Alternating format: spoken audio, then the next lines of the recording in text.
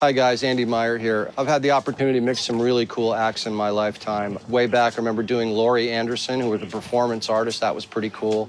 I've done different things like Bob Seger. I've done some orchestra work, rock acts like Motley Crue, Rage Against the Machine, Megadeth, Janet Jackson, and Justin Timberlake. It's been a great ride so far. The one plugin I gravitated to initially was the R channel, because it had so many options available to me.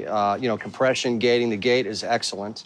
Being able to key things with it, on and on and on. And I also realized very quickly that I could build a library of presets with that exact plugin and move to any tour, drop them in and go. I use max volume as a big one that I lean on, and SSL E channel as well for tonality changes and some EQing. If I had to use one plugin, I carried it with me everywhere, and it was the one plugin I had to have, it would be the C6. You can shape tone, correct all kinds of problems. Say your guitar is a little too harsh, I can compress the high-end energy out of it and warm it up. I can excite maybe the air in it and maybe tighten up the low end with it if I want to do that. Justin's actual vocal, key component there is the fact that I have a C6. Remember, Justin sings, he has a deep, rich voice.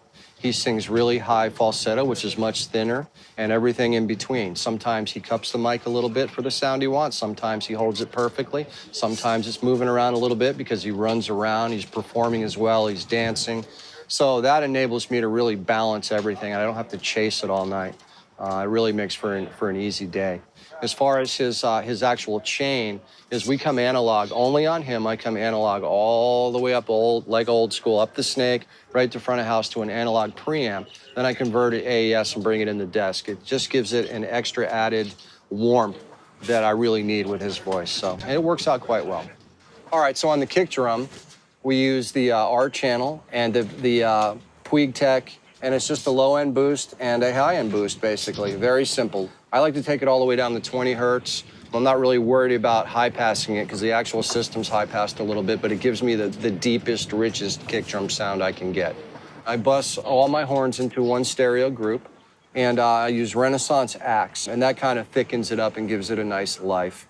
And then we go from there to the SSL channel. And SSL channel, I do some EQing and expansion. And expansion is key because it's very smooth and musical, and it keeps all the ambience out. Both my guitar players, I do the same thing with. And what you're seeing now on the screen is the SSL. And if you look up here under dynamics, the actual threshold, as you spin the threshold clockwise and you get up around 10, 15, 20 dB, you'll hear a tonality change in the actual plugin. It gives it more of a low-mid growl, so to speak.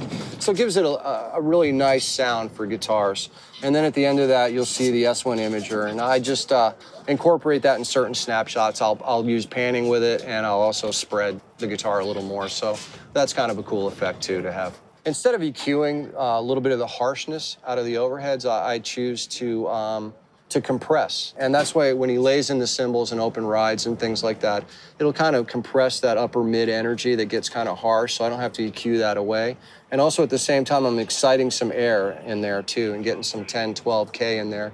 As he lays into it, it makes it sound a little bit sweeter. So it perceives it as basically maintaining its same tonality, whether he's hitting it hard or whether he's hitting it soft. We're finally gonna look at Justin's input strip, okay?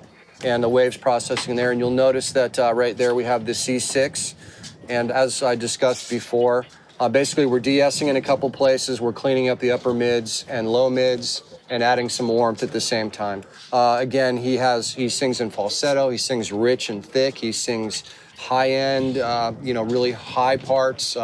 He's basically got an extreme range, which is wonderful, and this kind of keeps it all together. Then we move on to the H comp. You'll notice that what I'm doing here is basically a mix is about 70%, and I'm getting into that between 2 and 3 dB, kind of averaging it out a little bit. And it gives it a nice analog warmth without the analog setting, actually. It still thickens it up nicely. And then we're gonna go to one knob. This particular snapshot has the one knob turned on.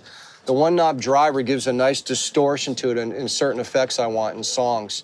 It sounds overdriven, down between 4 and 5, but it doesn't give you that telephone bandwidth restriction. It still is nice and thick sounding, but it gives you a nice edge. Now we're gonna move over to the vocal distortion channel, okay?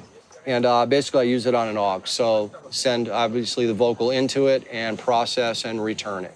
First, you're seeing the SSL channel. Again, I use the expansion on the SSL channel, so it opens nice and naturally. Then we use guitar amp right here, and you're seeing the GTR plugin, and that's been fantastic.